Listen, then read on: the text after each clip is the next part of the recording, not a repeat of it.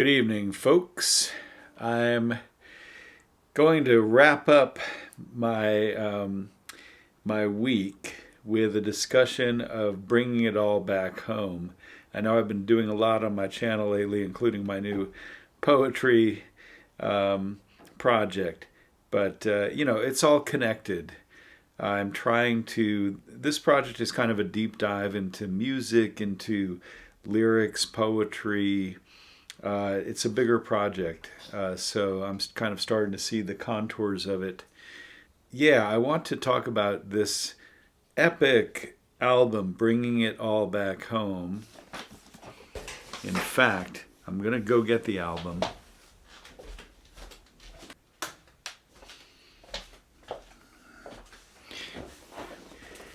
Yeah, so here is the album. It's actually one of only two Bob Dylan albums that I currently own. I didn't collect Bob Dylan record albums when I was growing up, and I don't think my parents, the parents that I grew up with, had Bob Dylan albums either. My dad was the big Bob Dylan fan, so he has a pretty good collection, at least from 60s and 70s. But I don't remember where and when I got this album. But it's always been a favorite of mine. I think it's, in some ways, this could be his best album of all. It's the album that really put him over the top in terms of his lyricism, the poetry of his lyrics, the depth of his lyrics, the kind of stream of consciousness.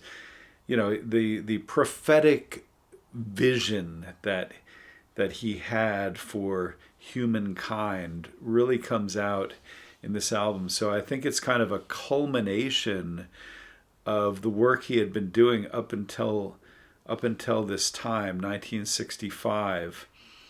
And it marks just a new maturity. But it's also very experimental.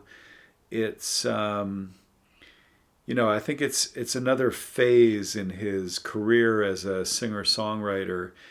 It's not the be-all, end-all of his music. When I say it's his best album, I'd have to temper that. I mean, I think in some ways, Blood on the Tracks might be his best album. It's my favorite album. It's a more approachable album. This one is more abstract. It's like watching an abstract expressionist at work, like a Jackson Pollock of lyricism. You know there's structure in there. You know there's training. There's intense thought that goes into the work, but sometimes it's hard to discern the meaning of it.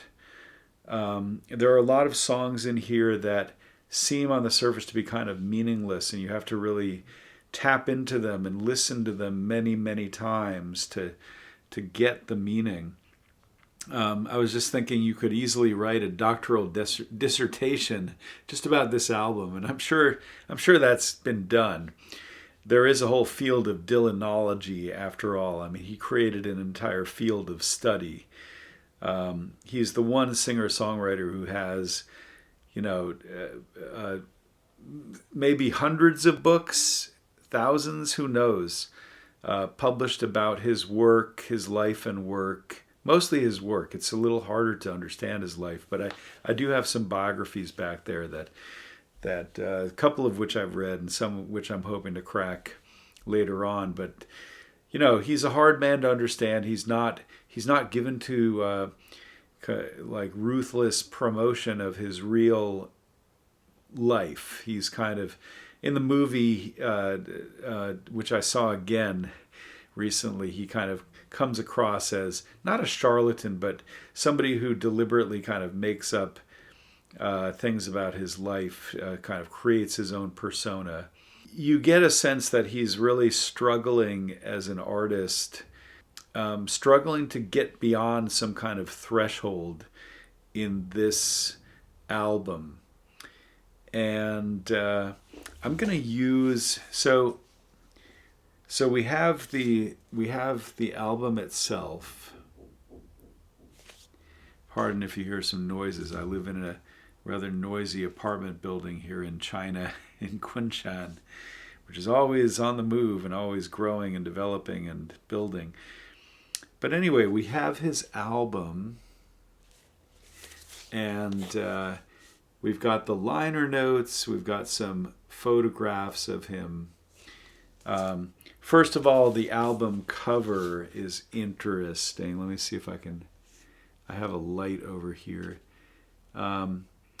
You see him in a kind of living room with a fireplace with a mantelpiece and some old paintings, an old painting on the mantelpiece, and this elegant woman in a red dress, kind of mysterious, elegant woman, who I seem to recall it was Albert Grossman's wife.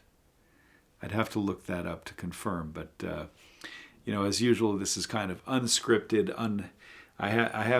I don't like to script out these videos that I make, because I want them to be kind of spontaneous and to reflect my thought and my reactions, rather than sitting down and writing out an essay and doing research and then presenting. So there's no script here. But anyway, I do think that's Albert Grossman's wife, as I recall. Don't remember what her name was. You have a Time magazine with Lyndon Johnson on the cover. And we know that Bob Dylan liked to kind of rip up magazines and newspapers and sort of spread things on the floor and kind of make a collage and then draw ideas from the collage and maybe juxtapose. So it was one of his songwriting techniques. And you can actually see that in at least in one scene in A Complete Unknown. So I kind of take it back. I think after watching that movie 3 times, I think they do a pretty good job of giving you a sense of how he approached songwriting. Obviously they couldn't go too deep into that for the sake of a movie. But I actually found that movie, that I gained a deeper appreciation of that film each time I watched it. But anyway, so you kind of see a collage of items, magazines, and it's kind of hard to see. My old eyes are going on me, but Folk Blues of Eric, don't know who that is. So he seems to have, Robert Johnson. Are those record albums? Those maybe are record albums that he has behind him. He's holding a little cat. That's kind of cute. Little gray cat. Kitten. There's a sign for a fallout shelter, so kind of suggesting the times. These are existential times. There's the Cuban Missile Crisis. There's just people live in kind of existential fear. And remember that this is the 60s. This is a time of great change and powerful movements and assassinations and so on and so forth. The Vietnam War is cranking up. So yeah, I think the cover kind of gives you a sense of what the album is going to be like.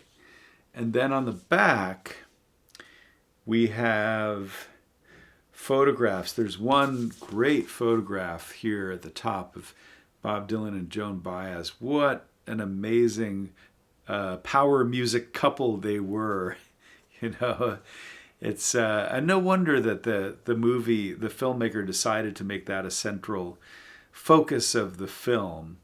His complex relationship with Joan Baez, who was brilliant in her own way, but not the brilliant songwriter that he was, but certainly a brilliant singer, performer, musician, amazing in all those regards. And that she could recognize his genius, I think, was a big part of that story as well. So you've got Joan Baez, then here you have some encounter with the police and this man scratching his head. And again, I'd have to look it up. I don't recognize that person offhand. Don't know who that is. Below you have Bob Dylan on piano with his sunglasses. you have him in a kind of a top hat with a smirk on his face. That was the one thing that I didn't quite like about the film, which I explained in another video, is that I think Timothée Chalamet didn't quite capture his mirth, his impish humor, I think was kind of missing in that portrayal of Bob Dylan. And I don't know what these other photos are. Somebody who's an expert on this album would surely know the backgrounds of all these photos. It was kind of like photos of him performing and photos of the times.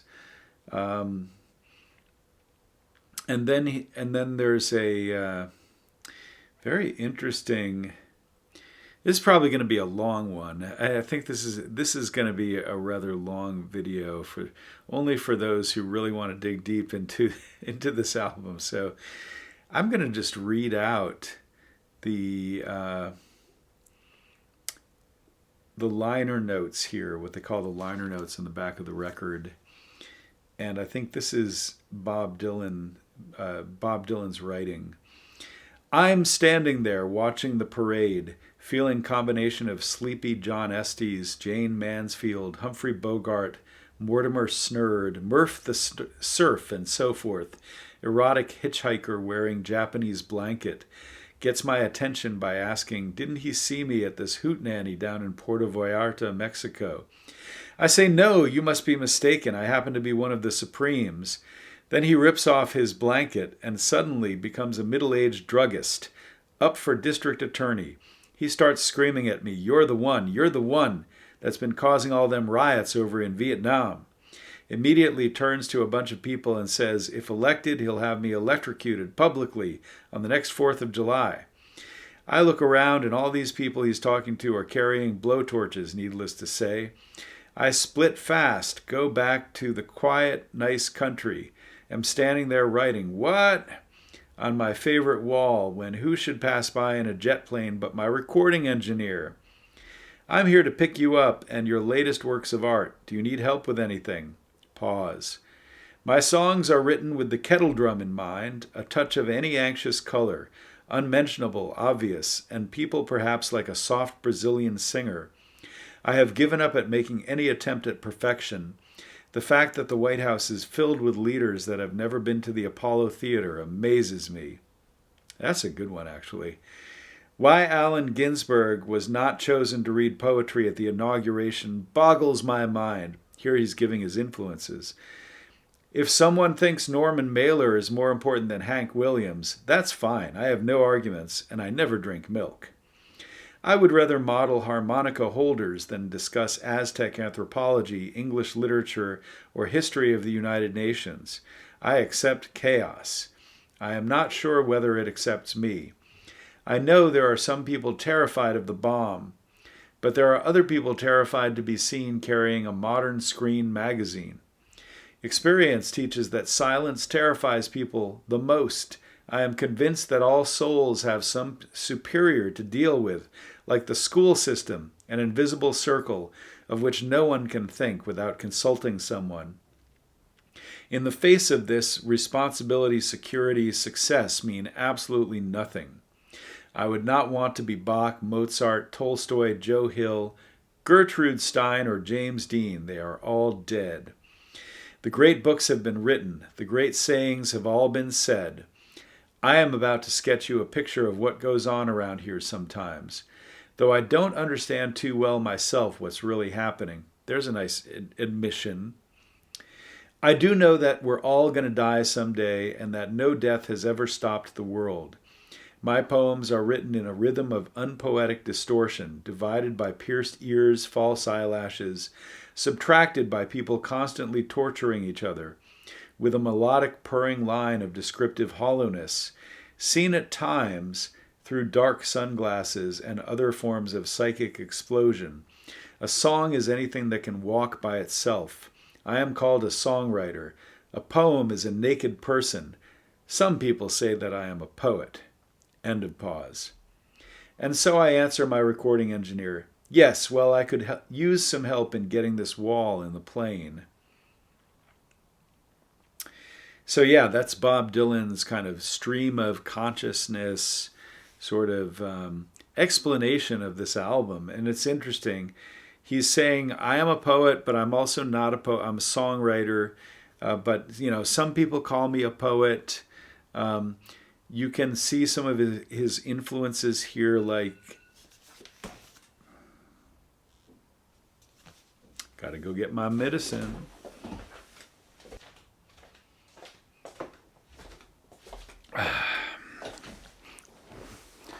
All right, I have returned, having a little whiskey soda. I think that will go well with this discussion about psychedelic states. I'm not a consumer of psychedelia, of psychedelics myself. This is pretty much the only drug that I limit myself to. But alcohol,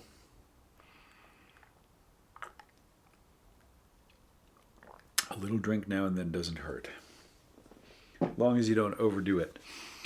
Yeah, and I want to get back to talking about his influences. Hank Williams, he mentions at some point Allen Ginsberg, the great beat poet. So obviously the beat poets were a great influence on him for this album. He was reading the beat poets. He was reading the beat generation authors like Kerouac, Ginsberg, maybe William Burroughs, really kind of digging into that sort of that literature that was heavily influenced by drugs. Let's face it. I mean, drugs are a big part of the culture here in the 1960s. At this point, I think it's safe to say that he was a regular user of marijuana, maybe LSD. Those definitely influenced his lyrics. I mean, it's almost impossible to explain this kind of creative mind without some sort of narcotic influence, which I think is totally overlooked in the film. I think that's another critique of the film, is that, yeah, they make some little mild allusions to it. Maybe at one point he's smoking a joint, but they don't really say it, right? Alcohol seems to be a part of the scene in the movie, but not drugs, at least not overtly.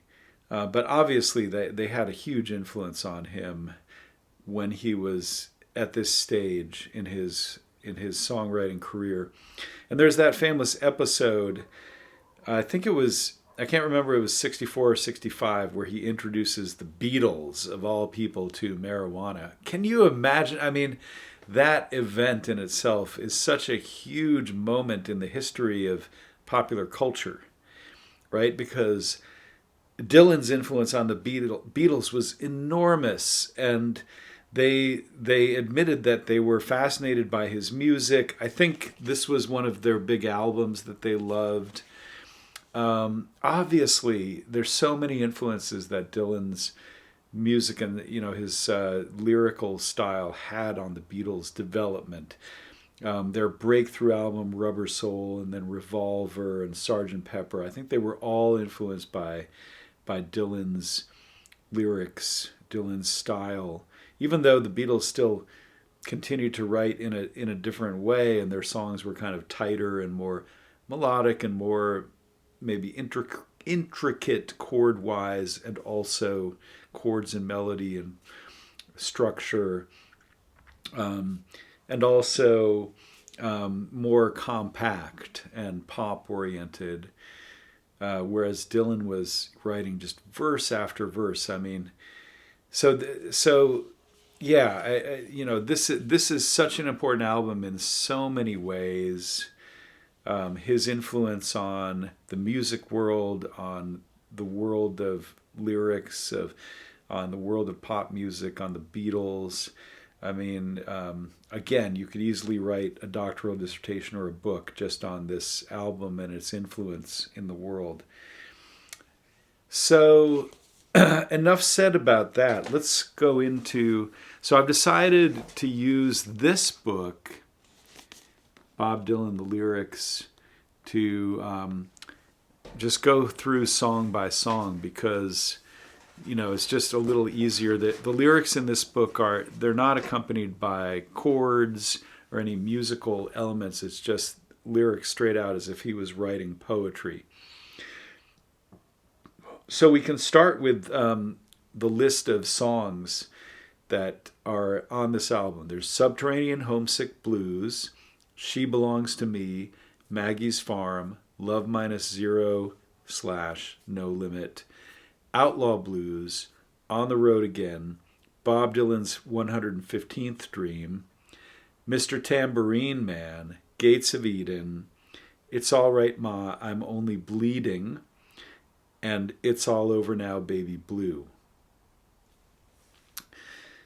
And in this collection, they include an early version of Outlaw Blues, as well as Farewell Angelina, which was also performed by Joan Baez, and it appears in the film A Complete Unknown as well. At least she sings a verse of it, I think, at one of the festival scenes. And Love Is Just a 4-letter word. I also am a big fan of Farewell Angelina. I think that's such a wonderful song, and I've played that. I play that song as well. In fact, I should probably record that one next. But so you get a sense, bringing it all back home. The title, interesting that it's about coming back home. So there's a sense of a homecoming, but I think there's also a sense of you can't go back home again. Once you're on the road, you're an outlaw. You're an outlaw on the road, right? That's Outlaw Blues, On the Road Again. It's All Over Now, Baby Blue, suggesting the end of something and maybe the beginning of something else. You've achieved a certain state of knowledge about the world. You can't go back to the comforts of home and your childhood. You're now out there in the world. You're experiencing the world in all of its... He's really, like I said, prophetic. He's showing the world as it is. And I think that's one of the functions of these narcotics, for want of a better word, these mental stimulants, these psychedelic substances that he takes to enhance his perspective and his songwriting. They kind of blow off they open the doors of perception, as Aldous Huxley famously said. And they allow you to see things in a different way and experience things differently, and maybe throw off the veils and the shadows on certain realities. So I think that's also what this album is about. It's coming to a realization about the way the world is, something that he's been moving towards in his previous albums. But his previous albums show a kind of younger, maybe more naive Bob Dylan, and now he's sort of reached this threshold where he's no longer so naive. He's seeing the world with different eyes. So let's get into it. I know that was a huge, long preamble. May have to cut it down a bit, but we'll see. So Subterranean Homesick Blues. That's the one that starts out with Johnny's in the basement mixing up the medicine. And that sounds itself like a drug reference. It's like right at the beginning of the album, he's making kind of an obvious drug reference. Mixing up the medicine. I'm on the pavement thinking about the government. So I'm on the pavement. What does that mean? Is he a bum? Is he busking on the pavement? Is he begging on the pavement? Why is he thinking about the government? Why is he on the pavement? The man in the trench coat, badge out, laid off. That almost sounds like a spy. We think of detectives or spies as wearing trench coats. This kind of disguises, badge out, obviously some kind of authority figure or some kind of, could FBI, who knows. I'm sure by this time, and that's the other thing about drugs, they make you paranoid, like everybody's out to get you, everybody's following you. Maybe by this time he's kind of thinks he's being tailed by the FBI or something, and that could be, I don't know. I don't know much about his relationship with the FBI. I know a lot more about John Lennon's. But yeah, it's a good question. Says he's got a bad cough, wants to get paid off. Look out, kid! It's something you did, God knows when, but you're doing it again. It's kind of like, this is like a rap. It's almost like a rap. He's just throwing out these lines. It's like he's the precursor of rap music. You better duck down the alleyway looking for a new friend. The man in the coonskin cap and the big pen wants $11 bills. You only got 10. And then there's this mysterious character, Maggie. Maggie comes fleet-foot, face full of black soot, talking that the heat put plants in the bed, but the phone's tapped anyway. So again, the paranoia. Go up, up, up, up, up. It's my dog walking around, making noise. Maggie says that many say they must bust in early May. Orders from the DA. So again, drug busts, kind of people being followed, people being busted, a lot of kind of just paranoid feelings about the government, about authority, about people trying to get you for doing drugs or for whatever subversive activities that you are engaged in. You don't need a weatherman to know which way the wind blows. I think that's a reference to the weathermen, right? So 1960s, obviously, a lot of references to kind of 60s counterculture, right? Get sick, get well, hang around an inkwell, ring bell, hard to tell, right? Braille, join the army if you fail.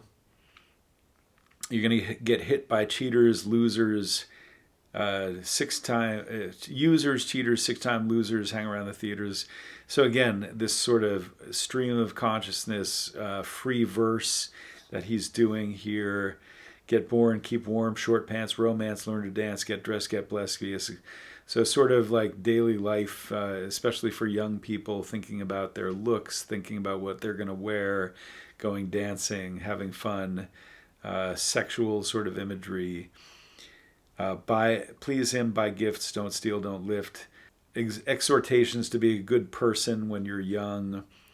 They put you on the day shift. Look out, kid, keep it all hid. Jump down a manhole. Light yourself. It's almost like he's just thinking about his life. Like, you got to keep things covered. You can be subversive, but you have to do it in a subtle way. So his messages don't pound you over the head, right? They're kind of more subtle, designed for an era when people were being watched, phones were being tapped, people were being followed. So yeah, it's really, it seems to be he's starting the album with this song about the counterculture sung at the street level. Here's what I learned from the streets. You got to watch out, you got to do this, you got to do that, got to watch your back. Subterranean homesick blues, right? So subterranean, keeping underground. It's all about being underground, being a countercultural figure. So he's now identifying fully with the counterculture. He was in the folk movement, which was a little different. And now he's kind of part of this countercultural movement, which involves drugs, which involves phones being tapped, and so on and so forth. She Belongs to Me is the next song. She's got everything she needs. She's an artist. She don't look back. So this is a more sweet song about a woman that he admires, right? We don't know who the woman is. I don't know if there's any, there must be some speculation as to who she is in this song, but she's an artist. She can take the dark out of the nighttime and paint the daytime black. Wow, that's powerful. You will start out standing proud to steal her anything she sees, but blah, blah, blah. You will wind up peeking through her keyhole down in your knees. So she obviously has some power over him or over whoever you is, right? You start out standing, you end up on your knees. She never stumbles. She's got no place to fall. It's a bit of a blues structure. So, yeah, you repeat the first line twice, and then you've got the punch line at the end. So it's very much a blues structure, but the music does not sound like standard blues. She's nobody's child. The law can't touch her at all. Wow. So we were talking about the law. We were talking about authority. We were talking about the government and being chased and being followed and pursued in the previous one. Now it's like the law. She's beyond the law. No law can't touch her. She wears an Egyptian ring. It almost sounds like the gypsy woman that he seems to be continually obsessed with in his songs. Wearing an Egyptian ring, some kind of mystic. She wears an Egyptian ring that sparkles before she speaks. She's a hypnotist collector. You are a walking antique. His songs are so full of humor. He just drops these killer lines. You are a walking antique. Bow down to her on Sunday, salute her when her birthday comes. So again, a man who's worshiping this woman, who's down on his knees, who's bowing to her, giving her birthday presents, almost like she's a goddess, deserving all of his worship and attention. For Halloween, give her a trumpet, and for Christmas, buy her a drum. So that's She Belongs to Me. That's, I would say, a sweeter, more approachable song in this collection of songs from the album. And then we have Maggie again, the mysterious Maggie. Maggie's Farm. I ain't going to work on Maggie's farm no more. And this one is kind of a farmhand song, so kind of it harkens back to Woody Guthrie and the songs about farmhands, the songs about the Dust Bowl and the Depression era. I ain't going to work on Maggie's farm no more. So it's the voice of, definitely a blue collar worker, you could say, a farmhand down on his luck who's just working for scraps on this mysterious Maggie's farm. I ain't going to work for Maggie's brother no more. I ain't going to work for Maggie's pa no more. I ain't going to work for Maggie's ma no more. I ain't going to work on Maggie's farm no more. So, and then he describes each of those characters on the farm and how they abuse him in different ways as a worker. So it's kind of it's sort of a pro-labor song, anti-management, pro-labor kind of song. It's a really powerful song. It's one of his rock and roll songs. So that's, this is one thing that I haven't mentioned yet, but if you watch the film, it's obvious that, this was his breakthrough rock and roll album when wouldn't say he was trying to become a rock star by any stretch, but he was using the methods of rock and roll to get his points across. So, he brought blues musicians into the studio to work with him, like Paul Butterfield and others. I mean, this is when he was beginning to do that. I guess Highway 61 Revisited is kind of even more rock and roll in that respect with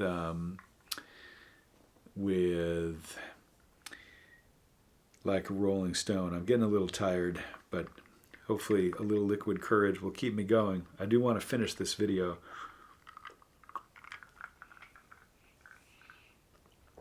I feel whiskey is the appropriate drink for Bob Dylan for some reason. This is Jack Daniels, by the way.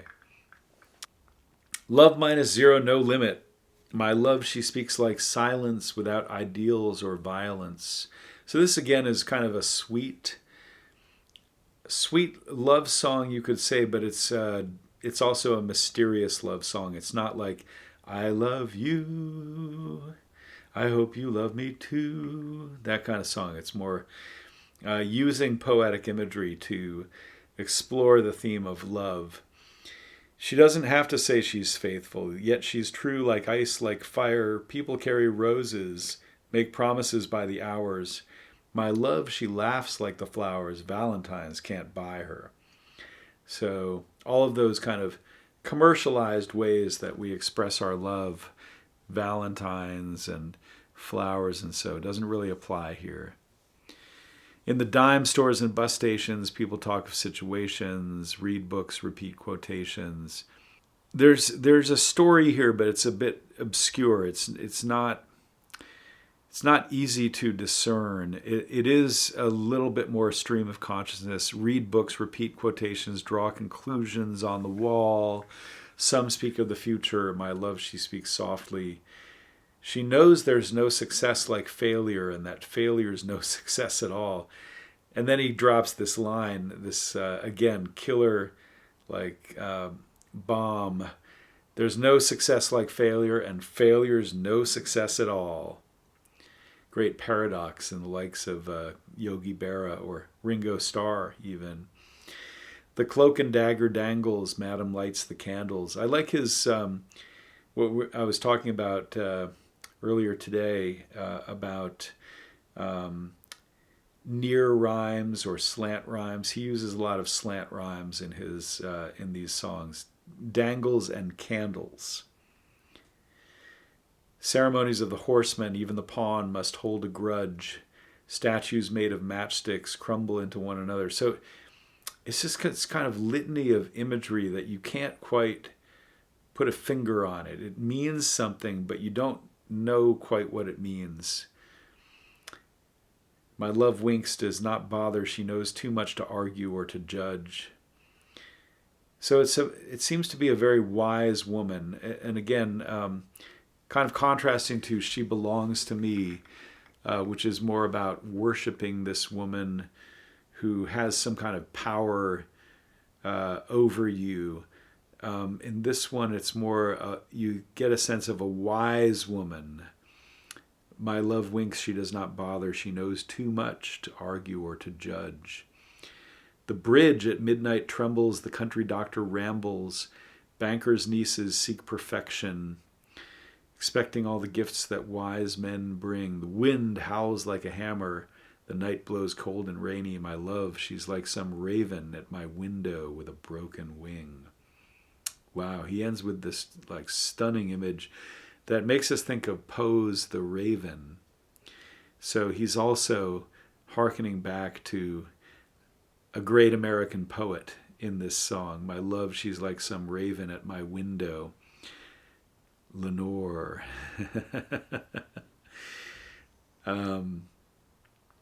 It's really a beautiful and mysterious song. It's definitely a song that I want to work on more and kind of make part of my repertoire in the future. Then we have Outlaw Blues and On the Road Again. And Outlaw Blues is an obvious blues song, so it's got the structure of a blues. Ain't it hard to stumble and land in some funny lagoon? Ain't it hard to stumble and land in some muddy lagoon? Especially when it's 9 below zero and 3 o'clock in the afternoon. So I won't go into this song too much. It's got mentions Robert Ford and Jesse James. I got for good luck my black tooth. I'm not quite sure where that comes from, having a black tooth. And my dark sunglasses. I got a woman in Jackson, brown-skinned woman, but I love her just the same.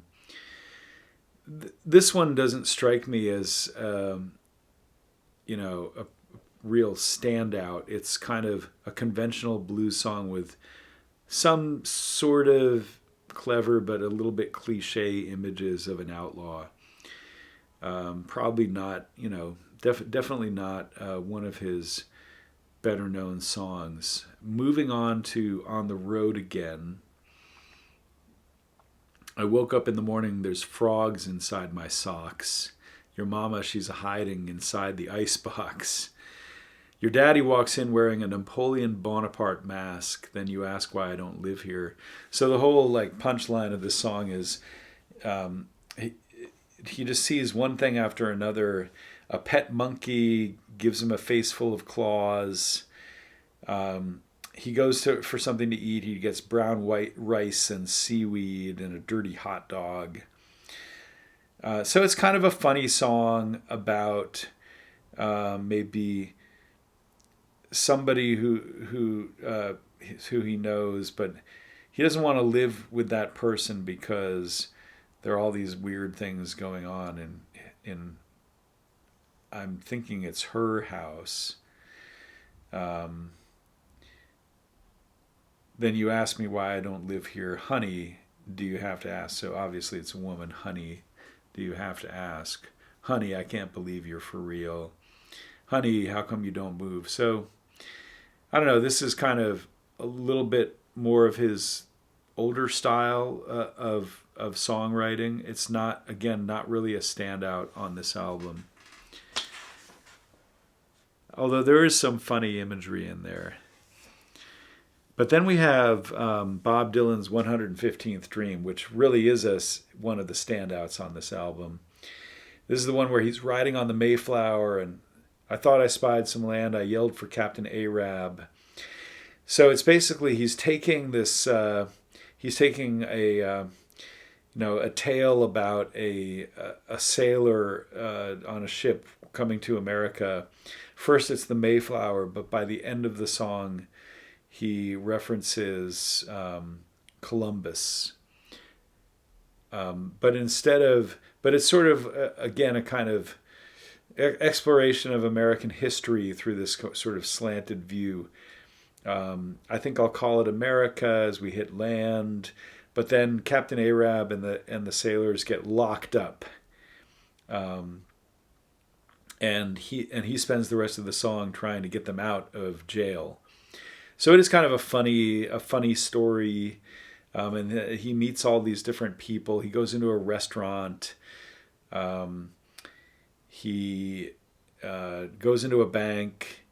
He goes into a person's house. Everywhere he goes, people are kind of they're very hostile and not welcoming him and not helping him out. And so yeah, many verses. But it's kind of this funny satirical exploration, sort of an Swiftian, almost like a Swiftian sort of exploration of America through many lenses, and sort of seeming to invoke many different eras in America's history. And finally, he references Captain Arab again, which is obviously a thinly veiled Captain Ahab,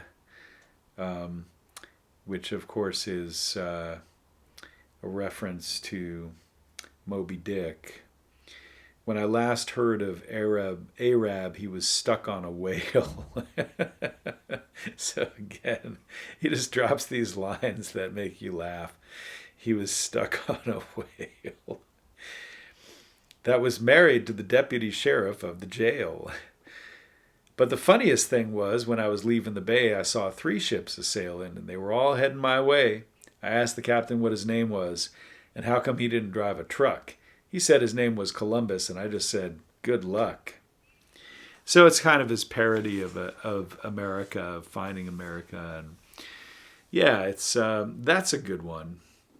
I think that's a classic. And then we have the classic. I think if there's any classic on this album that stands out above the others, it's got to be Mr. Tambourine Man. It's a kind of, I think everybody's familiar with this song. If there's, it's one of the few songs that I think everybody knows, or at least they're familiar with the refrain, "Hey, Mr. Tambourine Man, play a song for me. I'm not sleepy and there's no place I'm going to. Hey, Mr. Tambourine Man, play a song for me. In the jingle jangle morning, I'll come following you." And it sounds almost like a children's song, like I don't know, Mother Goose rhyme or something, Mr. Tambourine Man.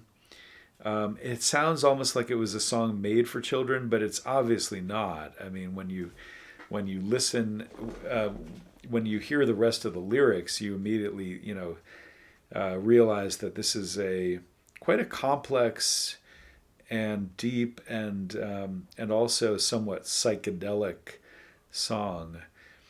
I know that evening's empire has returned into sand. I mean, this is where all of a sudden, just you are just blown away.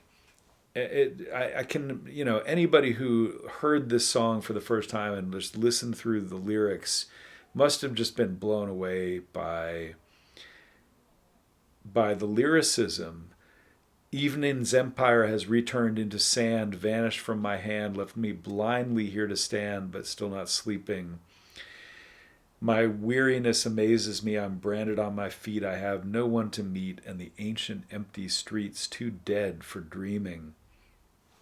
So there's a sense that he's in a dreamscape here in this song, that it is kind of a dreamscape or maybe a drugscape, a kind of psychedelic trip that he's on.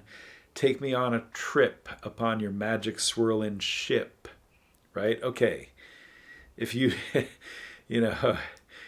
there's Puff the Magic Dragon, and then there's Mr. Tambourine Man.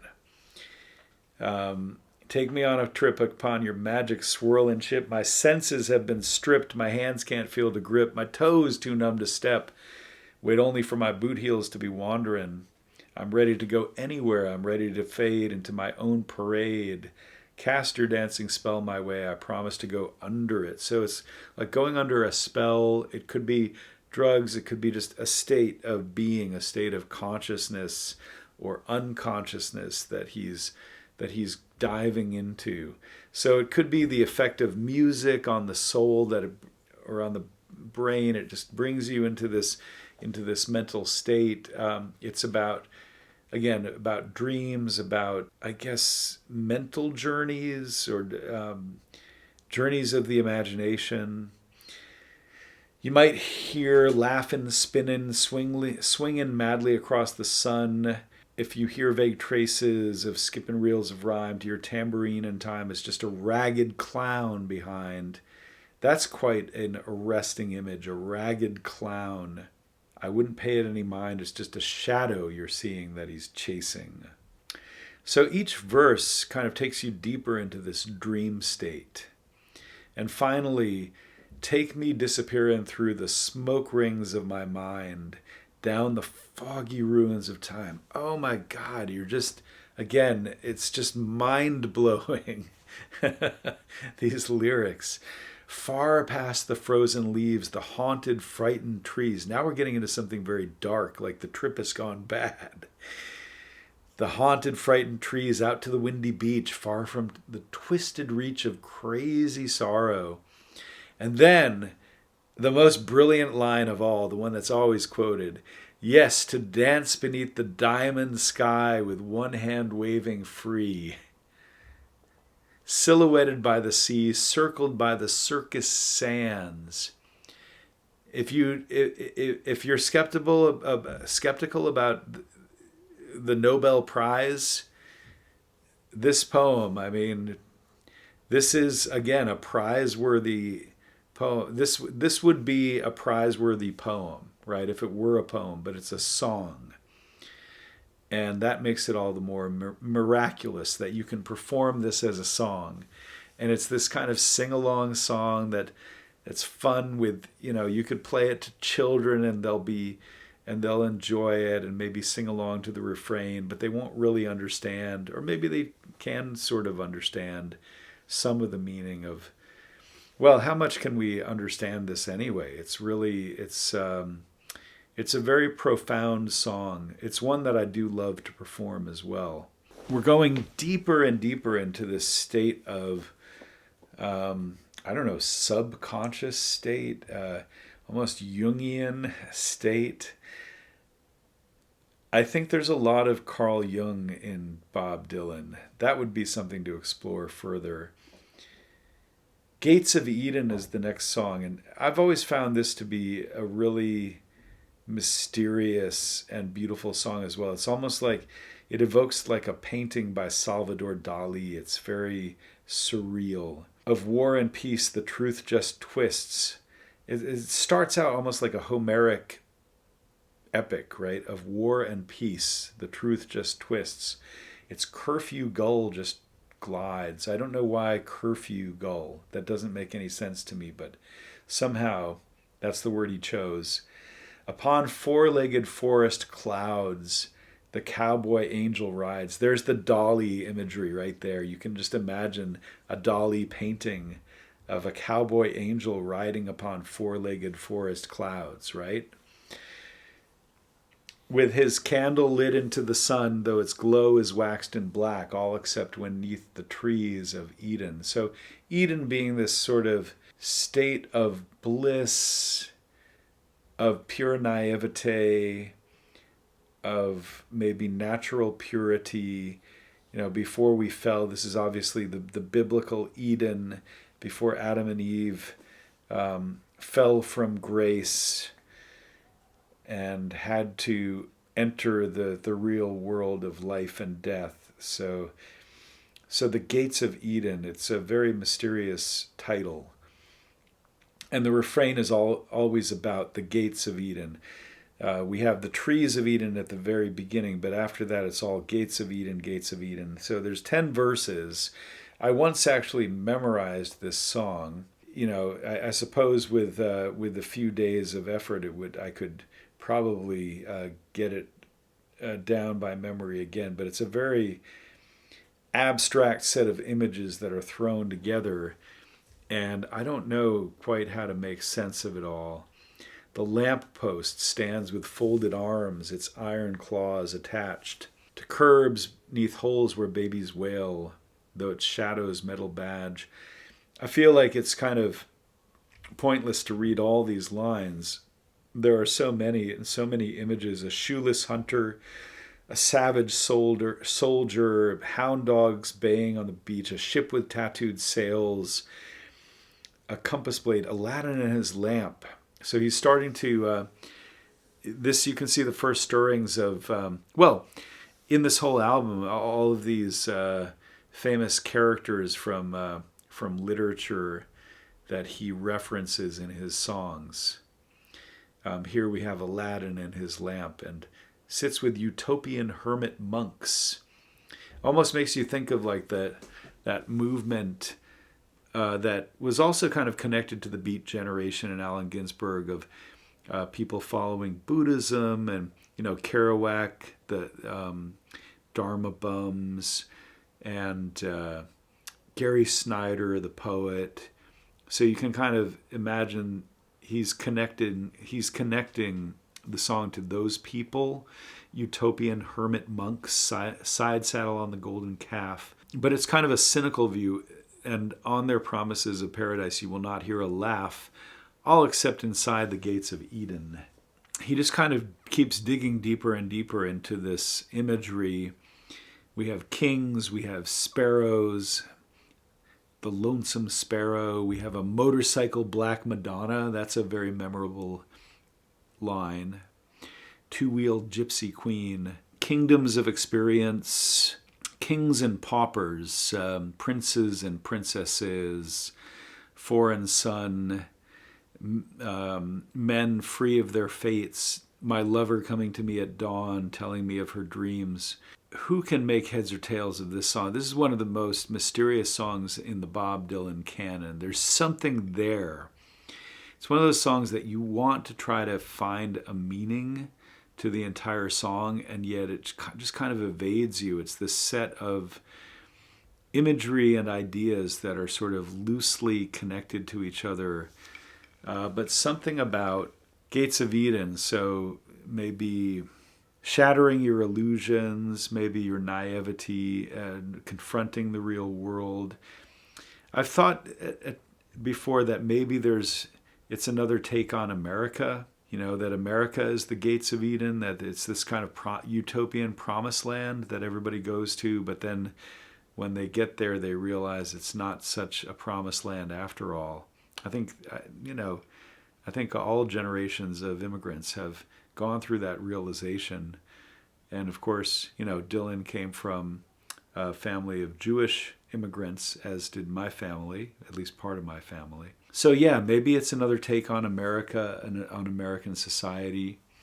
He does seem kind of obsessed with the American dream and the American mythology throughout his career. It's sort of, he's plumbing the depths of the American mythology and all of the characters in the American mythology, the Western, you know, the bums and the hobos and the rich and the powerful and the downtrodden and the laborers. And so yeah, it could be about that.